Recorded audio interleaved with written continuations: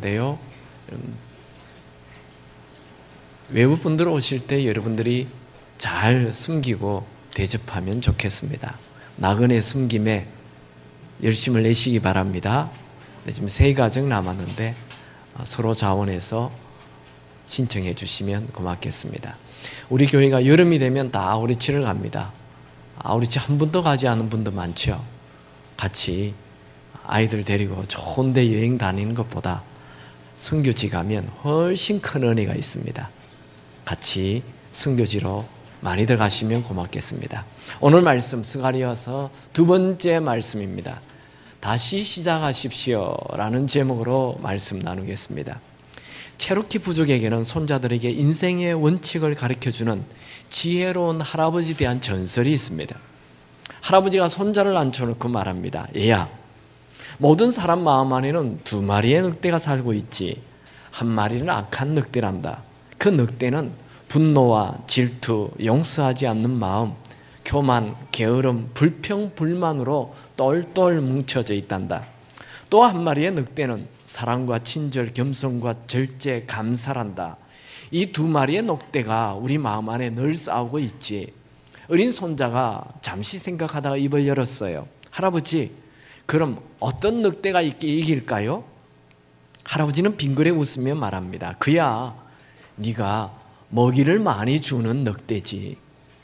여러분, 여러분의 미래를 생각하며 염려, 근심, 걱정, 불평, 불만을 많이 하면 악한 늑대에게 먹이를 주는 그런 부정적인 특성만 점점 강해집니다. 여러분이 직장에 대해 불평을 많이 합니까? 늘 사장님 욕을 합니까? 회사가 제대로 대우 안 해준다고? 일을 너무 많이 시킨다고?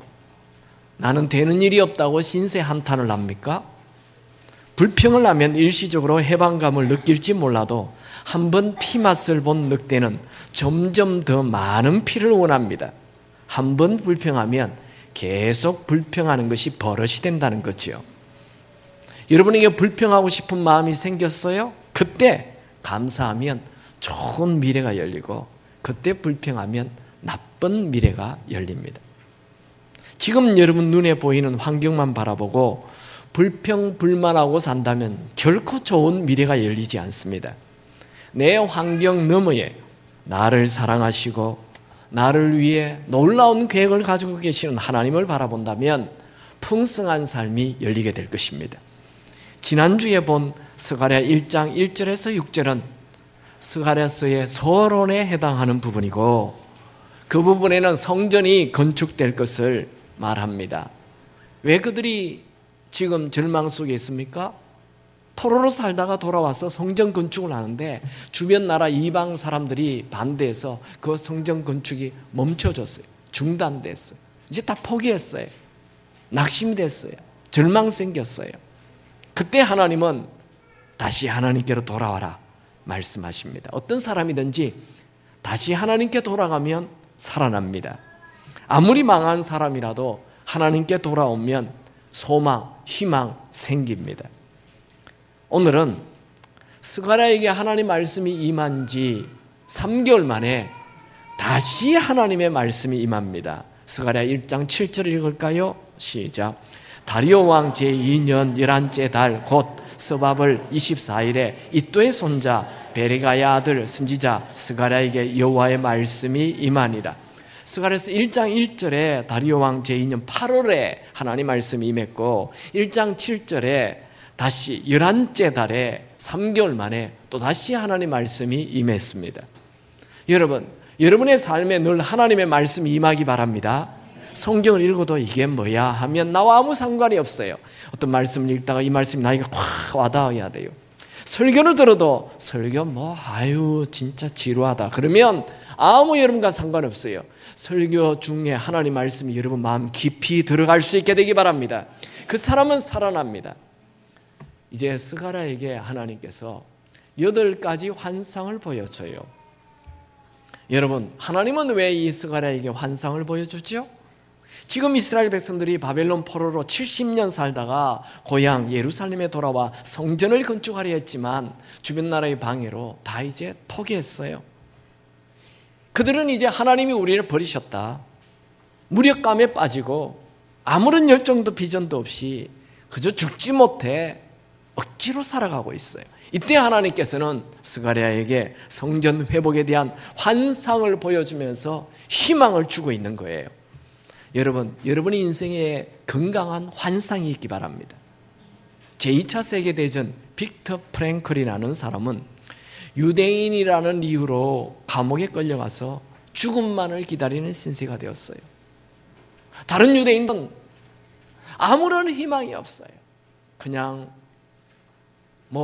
이 심한 노동을 하고 또 감옥에 들어와서 어깨가 쭉 처져가지고 살다가 내일 아침에 또 이름 부르며 나가가지고 또 심한 노동을 하고 그러다가 자기 이름이 호명이 되면 가스실로 끌려가서 죽는 거예요. 그러니까 아무런 희망이 없어요. 나라는 다 무너져 버렸어요. 이제 자기 이름 가스실로 부르는 이름만 불려지면 죽는 거예요. 그런데 이 프랭클이라는 사람은 환상을 가져요. 나는 반드시 이 감옥을 나와서 내가 아무리 어려운 상황에 있어도 희망 가지면 산다라는 것을 강연하는 사람이 될 거다. 이런 환상을 가져요. 대부분의 사람들은 그 노동에 나갔다가 돌아오면 다 어깨가 축 처져서 있는데 이 사람은 밖에 나가서 그 깨어진 유리 조각을 가지고 와서 매일 아침 얼굴 면도를 해요. 그리고 다른 사람들은 다 고개 숙이고 그냥 땅만 쳐다보고 있는데 그는 매일 창문 너머를 쳐다보며 이 감옥에서 나갈 것을 환상을 그리고 있어. 나치 군인들은 병든 사람, 어깨 축 처진 사람, 그런 사람 불러내서 다 가스실로 데려갑니다.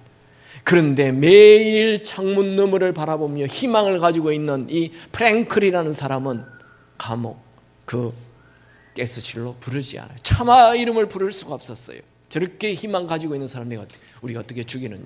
놔둔 거예요. 정말 프랭클은 해방과 함께 감옥의 생존자가 되어 자기의 꿈을 실현하는 학자가 되었어. 제2의 인생을 사는 놀라운 사람이 되었습니다.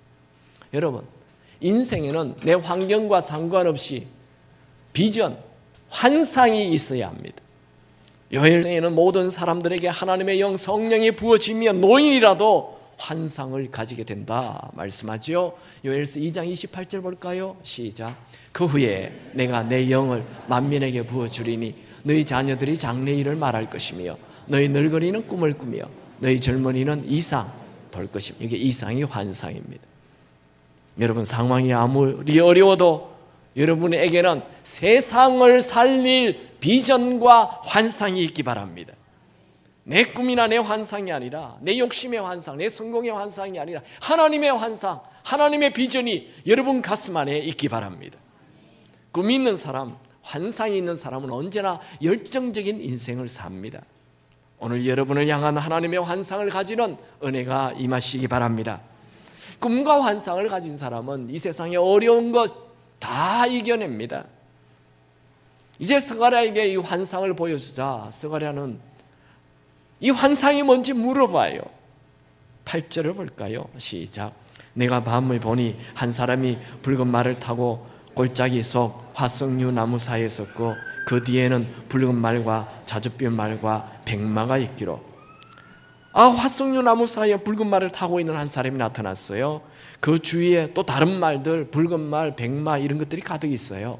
스가랴는 이 화석류 사이에 있는 붉은 말을 탄 천사에게 여기 여러 말들이 보이는데 이게 뭐냐고 물어봐요. 9절 시작. 내가 말하되 내 주여 이들이 무엇이니까 하니 내가 말하는 천사에게 내게 이르되 이들이 무엇인지 내가 내게 보이리라 하니 붉은 말을 탄 천사가 그 스가랴에게 이게 뭔지 설명해 줍니다. 그게 10절에 나와요. 1장 10절 시작. 화석나무 사이에 선 자가 대답하여 이르되 이는 여호와께서 땅에 두루 다니라고 보내신 자들이니라. 여기에 여러 말들을 탄 자들이 나오는데 이들은 하나님께서 땅에 두루 다니라고 보낸 자들이라 했어요. 이 뭘 얘기합니까? 하나님께서 우리의 삶을 모두 관찰하고 살피신다는 거예요. 특별히 하나님은 하나님의 백성들이 겪는 모든 것을 다 살피시고 계십니다. 잠언 5장 21절에 보면 대저 사람의 길은 여호와의 눈앞에 있나니 이렇게 기록되어 있어요. 이 말을 메시지 성경에서 이렇게 번역했습니다. 명심하여라. 하나님은 내가 하는 일을 하나도 놓치지 않으시고 내 모든 발걸음을 아신다라고 번역했어요. 여러분, 우리의 믿음이 언제 떨어지죠? 하나님께서 나를 버리셨다. 하나님이 이제 더 이상 나를 도우지 않는다. 하나님과 나와는 상관이 없다라고 느껴질 때, 하나님을 믿지 않는 자들이 더 잘 된다, 저 악인들이 더 잘 되잖아, 이렇게 느낄 때 내 믿음이 작아지는 것입니다. 여러분, 하나님은 우리의 모든 것을 살피시고 우리의 모든 것을 보시고 모든 것을 아십니다. 하나님은 우리의 아픔을 아시고 우리의 수고를 아시고 우리의 억울함을 아시고 우리의 모든 섬김을 아십니다. 여러분, 지금 여러분의 직장 상사가 여러분을 괴롭히고 억울하게 합니까? 여러분, 여러분의 미래는 직장 상사에게 달려있는 게 아닙니다. 여러분의 미래는 하나님 손에 달려 있습니다. 여러분, 여러분의 승진이 그 직장 상사에게 달려있는 것 같습니까? 아닙니다. 승진은 하나님에게서 나옵니다. 하나님은 지금도 우리의 모든 상황을 다 감찰하시고 모든 것을 다스리고 계십니다. 믿으시면 아멘 하시기 바랍니다. 여러분 앞에 여러분이 건너지 못할 홍해가 턱 나타나 있어요. 그럴 때 불평하거나 원망하지 마시고 오히려 감사하며 하나님을 바라볼 수 있게 되기 바랍니다. 홍해가 앞에 가르고 막혀 있을 때 모세는 어땠습니까? 출애굽기 14장 14절 시작. 여호와께서 너희를 위하여 싸우시리니 너희는 가만히 있을지어다. 여호와께서 너희를 위해 싸우니까 그만 좀 불평불만하고 원망하지 말고 하나님이 도우시는 것을 보라. 그렇게 모세는 말했습니다. 하나님은 지금도 우리의 모든 것을 통치하시고 다스리고 계십니다.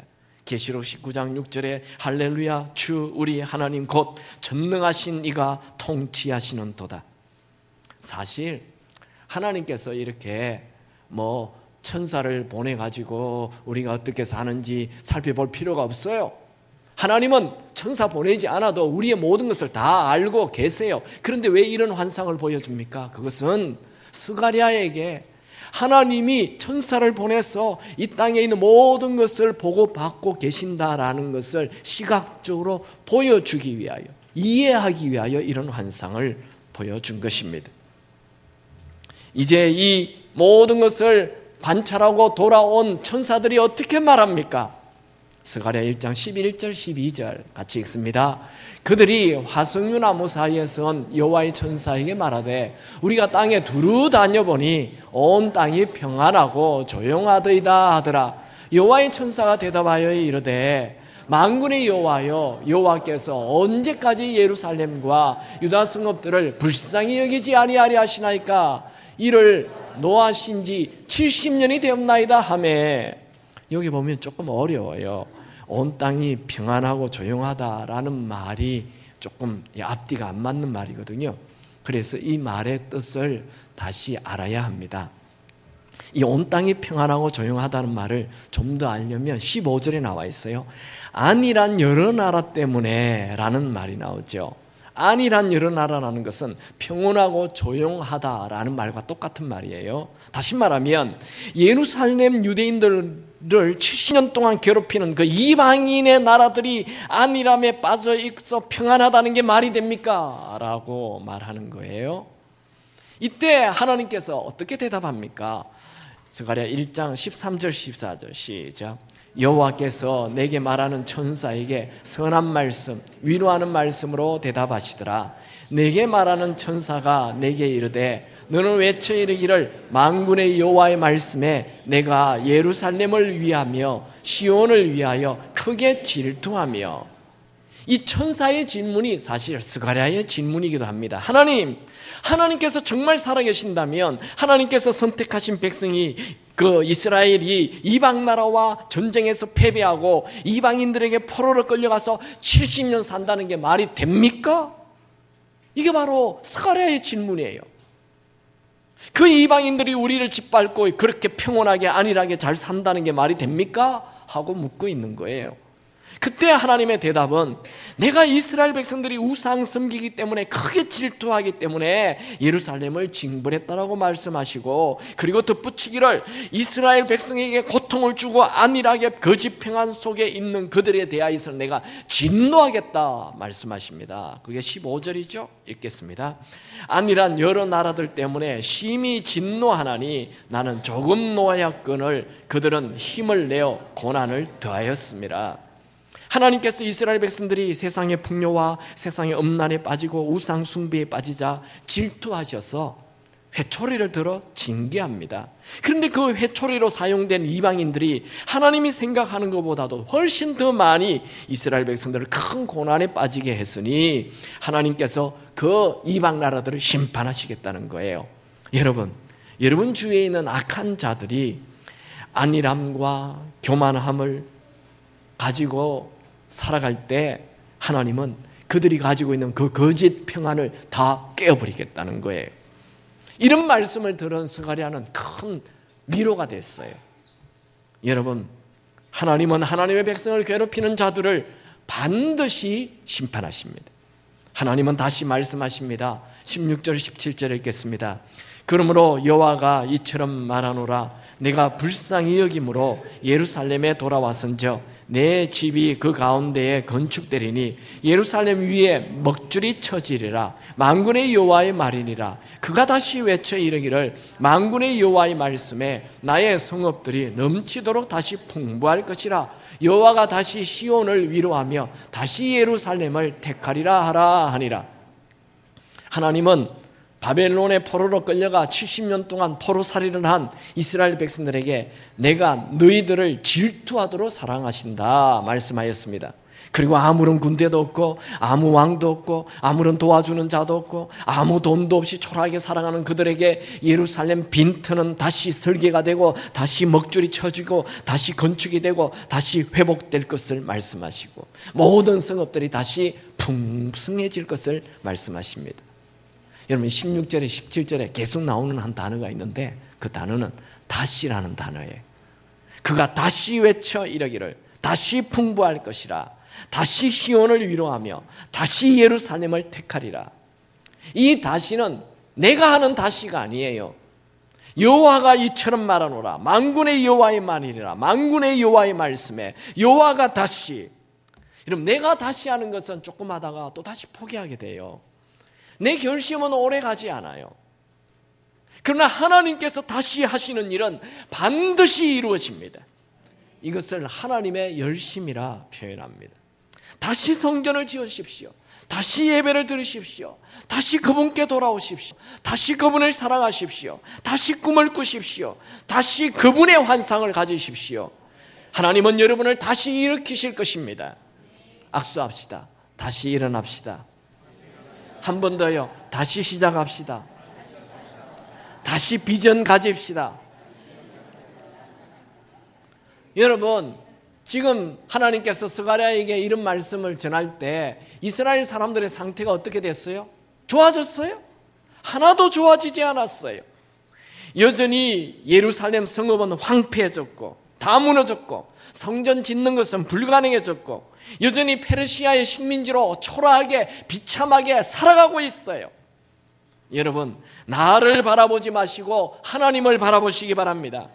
여러분, 내 눈을 어디 두느냐에 따라서 내 미래는 달라져요. 사람이 자기를 묵상하면 죽게 돼 있어요.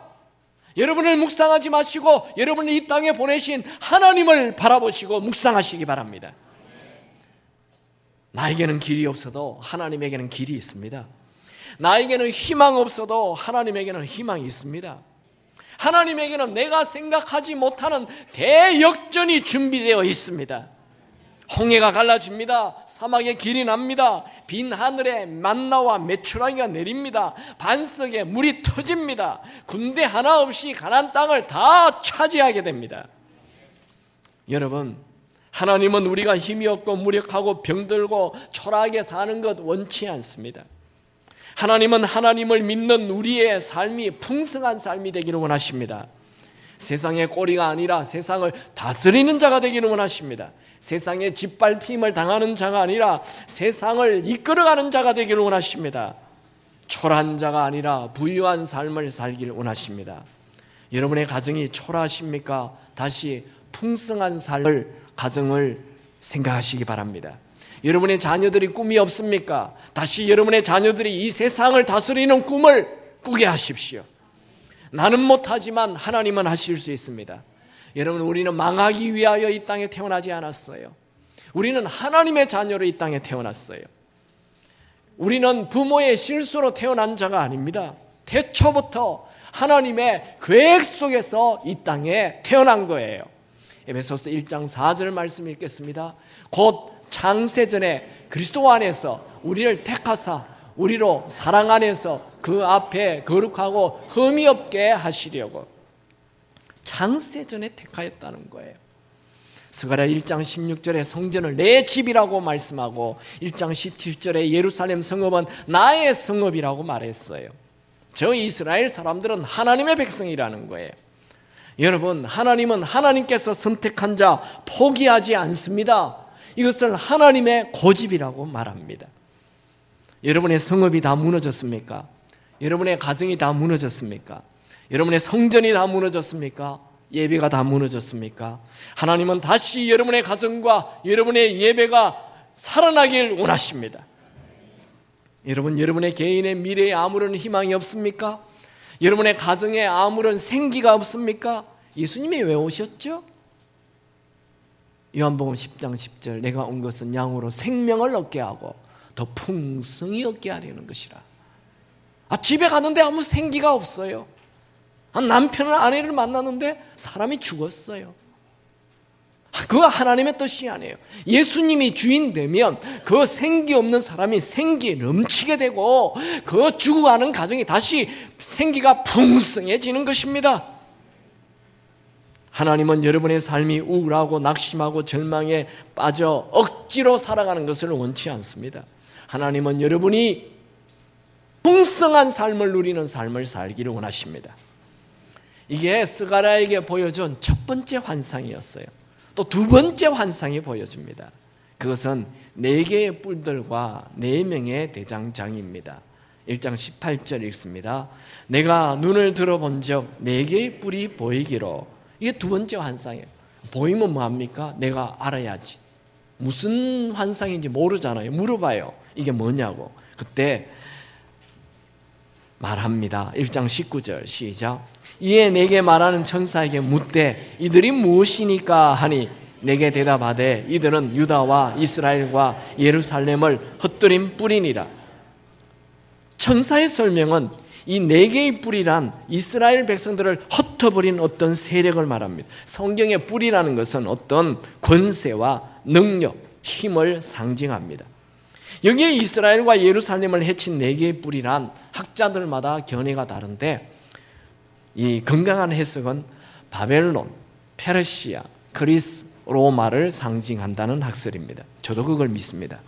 스가랴에게는 이 4개의 뿔들에게 대장장이가 나타나는 또 환상을 보게 됩니다. 1장 20절 시작. 그때 여호와께서 대장장이 4명을 내게 보이시기로. 스가랴는 즉시 대장장이 또 뭐냐고 물어보죠. 그러자 또 대답을 하죠. 1장 21절 시작. 내가 말하되 그들이 무엇하러 왔나이까 하니 대답하여 이르시되 그 뿔들이 유다를 흩뜨려서 사람들이 능히 머리를 들지 못하게 하니 이 대장장이들이 와서 그것들을 두렵게 하고 이전의 뿔들을 들여 유대 땅을 흩뜨린 여러 나라의 뿔들을 떨어뜨려 하느니라 하시더라. 대장장이는 이스라엘을 해친 뿔들을 떨어뜨려 망치로 쇠를 두들기듯 부순다는 거예요.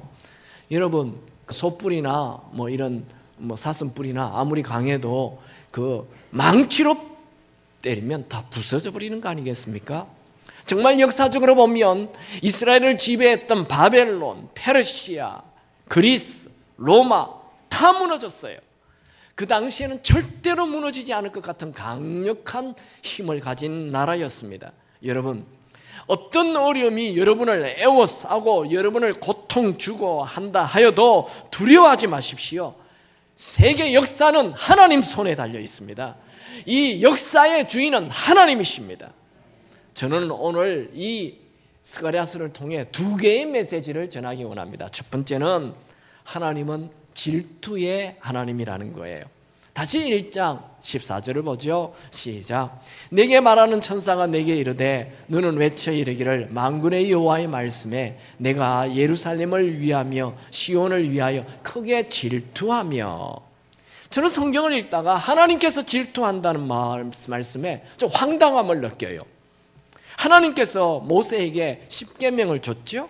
그런데 1계명이 뭡니까? 나 외에 다른 신을 섬기지 말라. 2계명이 뭐예요? 너를 위해 우상 만들지 말라. 우리 교회 다니는 사람 우상 만드는 사람 없잖아요. 우상 앞에 절하지 말라 이런 말씀이죠. 우리가 절에 가서 그 불상 앞에 절 안 하잖아요. 우리 예수 믿는 사람 절대 안 그러죠. 그런데 이 말씀은 그게 아니에요. 2절을 제2계명 우상 앞에 우상 만들지 말라, 그 절하지 말라 하시면서 나오는 말씀을 계속 한번 읽어보죠. 출애굽기 20장 5절 6절을 읽습니다. 시작. 그것들에게 절하지 말며 그것들을 숨기지 말라. 나 내 하나님 여호와는 질투하는 하나님인지여 나를 미워하는 자의 죄를 갚되 아버지로부터 아들에게 3, 4대까지 이르게 하거니와 나를 사랑하고 내 계명을 지키는 자에게는 1000대까지 은혜를 베푸느니라. 자, 두 번째 계명, 이 우상 만들지 말고 우상하게 절하지 말라라는 것으로 끝나지 않고 하나님을 사랑하라 이렇게 얘기해요. 그게 이 계명이에요. 이 계명의 목적은 우상 만들지 말고 우상 앞에 절하지 말고 하나님을 사랑하라는 거예요. 그러면 우리는 지금 어떤 우상을 만들고 어떤 우상 앞에 절하고 어떤 우상 앞에 춤을 추고 있습니까? 이 광야의 대표적인 우상 만든 게 뭐예요? 이스라엘 백성 출애굽해 가지고 광야에 가서 뭘 금송아지를 만들었죠. 금송아지 앞에 절을 하고 금송아지를 만들고 춤을 추었을 때 하나님께서 대노하시잖아요. 크게 화를 내시죠. 이 10계명 돌판까지 다 모세가 던져서 부숴버리잖아요. 그게 우상숭배인데 오늘날 우리는 어떤 우상숭배를 하고 있습니까? 우리는 금신상 앞에 절하고 있는 거예요. 금신상이 뭐예요? 돈이에요. 돈 앞에 엎드려 절하고 돈 앞에 춤을 추고 돈이 원하면 어디든지 뛰어가고 돈을 사랑하는 것. 제2계명의 원래 목표는 하나님을 사랑하는 거예요. 우리는 돈을 사랑하는 게 아니라 하나님을 사랑해야 되는 거예요. 하나님은 하나님을 사랑하지 않고 돈을 사랑하고 돈 앞에 춤을 추고 돈 앞에 엎드릴 때 하나님은 질투하시는 분이라는 거예요.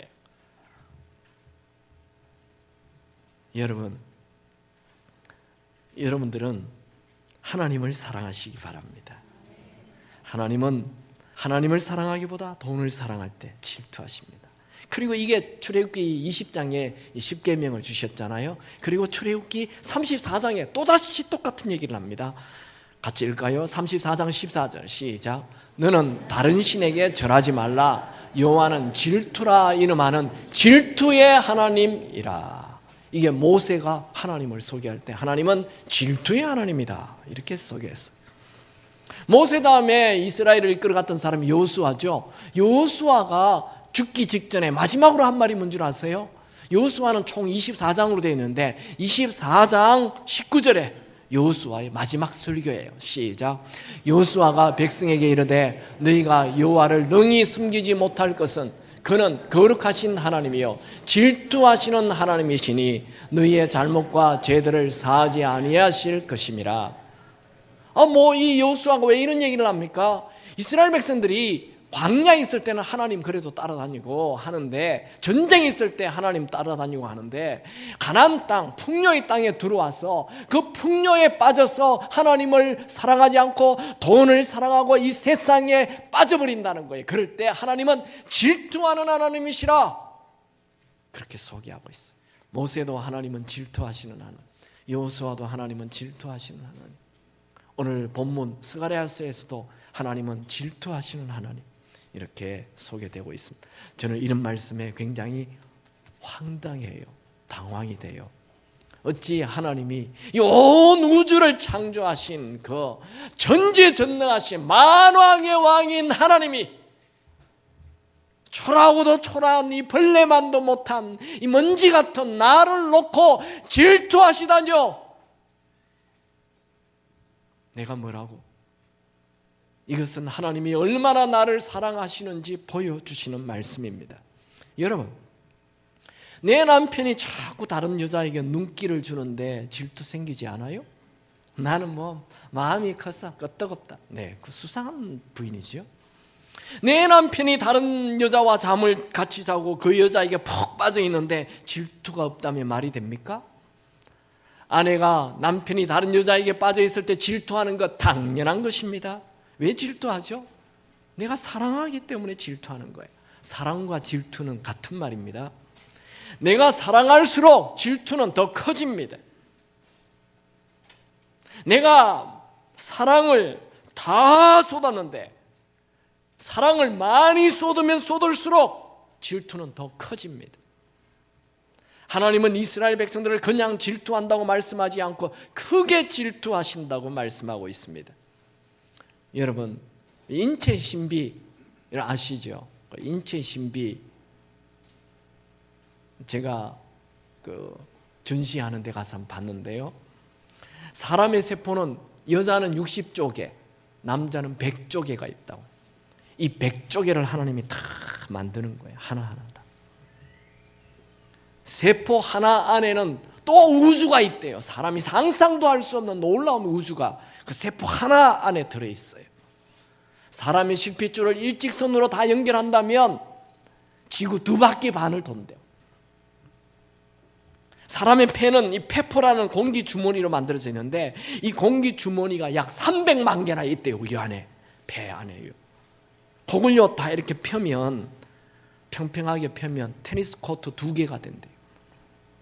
사람의 심장이 주먹만 한데 이 주먹만한 심장이 하루에 10만 번 펄떡인다. 10만 번이나. 사람의 신체는 정말 신비해요. 놀랍게 만들어졌어요. 우연히 그렇게 만들어진 게 아니에요. 하나님께서 직접 그렇게 디자인하고 만드신 거예요. 그래서 성경은 심히 기묘하다라고 말합니다. 시편 139편 14절. 내가 주께 감사하오면 나를 지으심이 심히 기묘하시니라. 우리 평소에 쓰는 단어가 아니기 때문에 잘 이해가 안 되죠. 영어로는 wonderful and miracle. 우리는 아주 놀라운 존재고 기적 같은 존재라는 거예요. 여러분, 내가 심려를 기울여서 만든 물건일수록, 내가 고생해서 키운 아들일수록 더 사랑이 가고 더 애정이 가는 것은 당연한 것입니다. 여러분, 나 한 사람은 세상의 모든 과학자들이 다 달라붙어서 자기의 평생을 다 바쳐서 만들어도 감히 만들 수 없는, 세상에 단 하나밖에 없는 유일한 하나님의 걸작품입니다. 그래서 하나님은 여러분에게 그토록 애정을 가지시는 것입니다. 하나님께서 여러분을 질투하시도록 사랑하신다는 말에 감격한 적이 있습니까? 사실 우리가요, 여기 지금 다 겉모습은 괜찮잖아요. 오늘 다 주일 괜찮은 모습으로 오셨죠? 근데 속은 지금 다 문드러져 있잖아요. 속에는 지금 다 상처가 가득하잖아요. 남에게 한 번도 얘기하지 못한 상처가 얼마나 많아요. 우리 속 사람은 얼마나 냄새가 많이 나고 얼마나 더럽고 추한 존재입니까? 이런 나를 훤히 다 아시는 하나님이 질투하도록 사랑하신다고요? 이 초라한 나를 질투하도록 사랑하신다니 감격이 되지 않습니까? 여러분, 요즘 여러분의 삶이 시들시들해졌습니까? 다시 하나님을 사랑하십시오. 그러면 은혜가 부어질 것입니다. 우리 인생은 하나님의 은혜가 부어지면 하루아침에 모든 게 달라집니다. 하나님은 하나님을 사랑하는 자에게는 은혜를 주시겠다 말씀하셨어요. 그게 십계명이에요. 하나님을 사랑하는 자들을 위해 예비해 놓은 크고 놀라운 은혜가 있습니다. 질문 하나 할까요? 여러분은 하나님을 사랑해 본 적이 있으세요? 이용하는 거 말고, 하나님 요거 해주세요, 저거 해주세요, 그런 거 말고, 하나님을 정말 사랑해 본 적이 있으세요? 우리 자매들 가끔 그런 얘기 하죠. 아내들이, 여보 당신 나 정말 사랑해? 그런 거 묻죠. 왜 그런 거 묻습니까? 그 사랑을 못 느끼니까. 하나님을 정말 사랑해 본 적 있으세요? 그 나를 이렇게 질투하도록까지 사랑하시는 그 하나님을 사랑해 본 적 있냐고요. 두 번째 메시지, 다시 시작하십시오. 16절과 17절을 읽겠습니다. 시작. 그러므로 여호와가 이처럼 말하노라.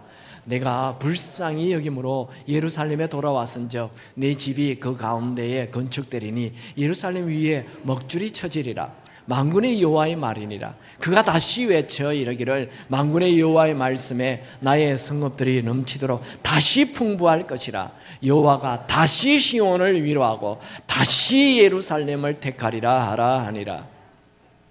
하나님은 스가랴에게 성전 공사 멈추었는데 다시 시작을 하시면서 다시 먹줄을 치게 될 것이며 다시 풍성해질 것이며 다시 위로할 것이고 다시 택할 것이라고 말씀하십니다. 정말 스가랴의 환상이 이스라엘 백성들에게 전해지고 그들은 성전을 짓기 시작하였죠. 여러분, 하나님은 우리가 어려운 상황만 바라보고 낙심하고 절망하고 불평, 불만 속에 살기를 원치 않습니다. 하나님께서 여러분을 질투하실 만큼 사랑하시는데 그냥 멍하니 여러분이 무너져 사는 것을 보고 계시는 분이 아닙니다. 여러분을 향한 하나님의 계획은 다시 여러분이 풍성한 삶을 사는 것입니다. 오늘 다시 새롭게 시작하시기 바랍니다. 오늘은 여러분의 남은 날의 첫날이에요. 오늘 하루를 어떻게 사느냐가 인생을 어떻게 사느냐를 결정합니다. 하나님께서 여러분의 인생의 채찍을 들어 고난이 있다면 그 고난은 여러분을 망하게 하기 위함이 아닙니다. 만약 하나님께서 여러분에게 매를 드셨다면 그 매는 여러분을 망하게 하기 위함이 아니라 새로운 시작을 주시기 위함입니다.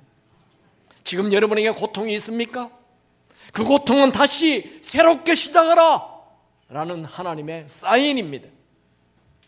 고통은 우리의 시선을 하나님께로 향하게 만들어줍니다. 지금 어렵습니까? 불평, 불만, 원망에 빠지지 말고 감사하면서 다시 일어나기 바랍니다. 억울한 일 당했습니까? 그것도 하나님께 맡기십시오. 히브리서 10장 30절 원수 갚는 것이 내게 있으니 내가 갚으리라. 하나님께서 손 하나만 까딱하시면 순식간에 모든 것이 다 바뀝니다. 여러분, 불평, 불만과 낙심 속에 후회하며 살기에 인생은 너무 짧아요. 아무리 고난이 닥쳐오고 아무리 큰 실패를 했다 해도 다시 시작하십시오. 하나님에게는 우리가 모르는 다른 계획이 있습니다. 하나님은 언제나 우리가 모르는 새로운 계획을 계획하고 계십니다. 모든 것이 다 무너져 버렸어요. 다시 먹줄을 들고 먹줄로 선을 그으십시오. 누가 도와주겠지 하지 마시고 여러분이 일어나시기 바랍니다. 오랫동안 병에 걸려 고생했습니까? 다시 건강의 환상을 보고 일어나십시오. 사랑하는 사람이 떠났습니까? 믿었던 사람이 떠났습니까? 하나님의 손을 붙들고 다시 일어나십시오. 사업이 어려워졌습니까? 다시 풍성해질 환상을 그리고 일어나십시오. 우리는 수백 번 넘어져도 다시 일어나야 합니다. 잠언 24장 16절을 읽겠습니다. 대저 의인은 7번 넘어질지라도 다시 일어나려니와 악인은 재앙으로 말미암아 엎드러지느니라. 여기 7이라는 단어가 딱 7번만 넘어졌다가 일어나는 게 아니에요. 제가 7은 뭐라고 했어요? 완전수. 그러니까 끝까지라는 말이에요. 의인은 넘어졌을 때 일어나는 사람이 의인이에요. 다시 일어나기 바랍니다. 아무리 상황이 어려워도 다시 일어나는 사람, 그 사람이 의인입니다. 한 남자아이가 태어났어요. 그런데 두 발이 없고요. 이 두 발은, 한 발은 무릎 밑이 없고 또 한 발은 발목 밑이 없어요. 한 손은 2손가락밖에 없어요. 그런데 이 아이의 엄마가 이 아이를 포기하지 않고 아이를 키워요. 두 다리에 의족을 만들어주고 이 아이가 일어나서 걸을 수 있도록 도와줘요. 6번의 뼈를 깎는 수술을 해요. 재활 훈련을 하는 중에 엄마가 이 아이를 이불에다가 자꾸 넘어뜨려요. 아이가 힘들어하는데 엄마는 이렇게 얘기해요. 아들아, 걷는 것은 중요하지 않아. 네가 걷다가 넘어졌을 때 다시 일어날 줄 아는 게 중요해. 척추 교정을 하고 잘 걸으라고 수영을 배우는데 엄마가 처음 수영을 가르쳐 줄 때 물에 던져요. 사람들이 저 엄마 독하다 그래요. 그래도 계속 던져요. 그렇게 재활 치료를 하려고 시작한 수영, 이 수영이 그 아이의 인생을 바꿔놔요. 장애인 올림픽에 나요. 금메달을 따게 돼요. 어릴 때 엄마에게 엄마, 나는 왜 이렇게 태어났어요? 왜 장애인으로 태어났어요? 세진아, 너의 몸을 이루는 수천만 가지 중에 없는 것은 두 다리와 오른손뿐이야. 엄마는 네가 어떻게 생겼는지 중요하지 않아. 어떻게 살아가는지가 중요하다고 생각해. 이 아이가 7년 선수 생활하는데 150개의 메달을 따는데 그 중에 금메달이 120개예요. 이 아이는 최연소 로키 산맥을 정복하고 이제 IOC 위원 되는 꿈을 환상을 가지고 있어요. 이 아이는 장애인이 아니라 수많은 곳에 다니며 희망의 전도사 역할을 하고 있어요. 이 아이가 바로 수영선수 김세진, 로봇 다리를 가진 수영선수 김세진입니다. 엄마는 양정숙 집사님이에요.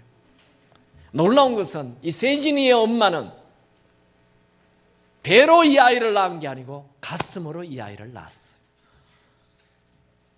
이분이 일주일에 한 번 보육원에 가서, 보육원은 이제 버린 아이들이 있는 곳이죠. 보육원에 가서 자원봉사 활동을 하는데 거기 보니 그 버려진 아가 하나 있는 거예요. 두 다리가 없고 아무도 데려가지 않아요. 그래서 이 아이를 데려다가 자기 집에 입양해서 키우기로 했습니다. 물론 처음에는 남편이 반대했는데 믿음이 좋은 이 가정은 이 아이를 받아들여서 이 아이를 키웁니다. 이 세진이를 위해서 모든 걸 다 투자해요.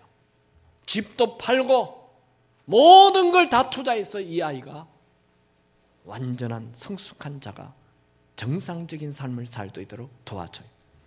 세진이가 이렇게 장애인 올림픽에서 금메달을 계속 딸 수 있었던 것은 이 세진이를 믿어주고 사랑해주는 엄마가 있었기 때문입니다.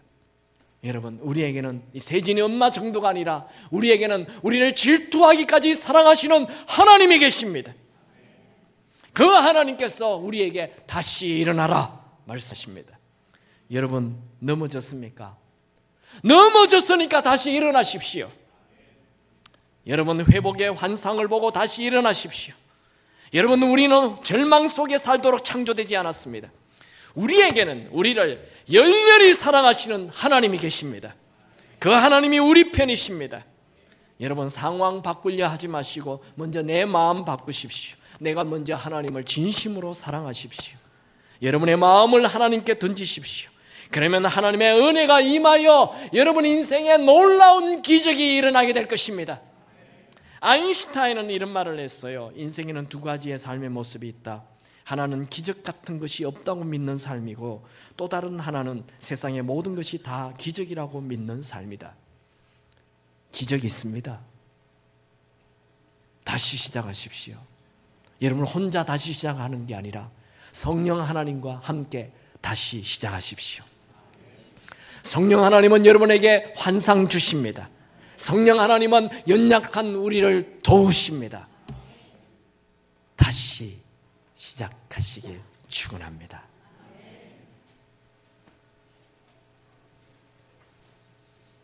하나님은 너를 지키시는 자 찬양하겠습니다.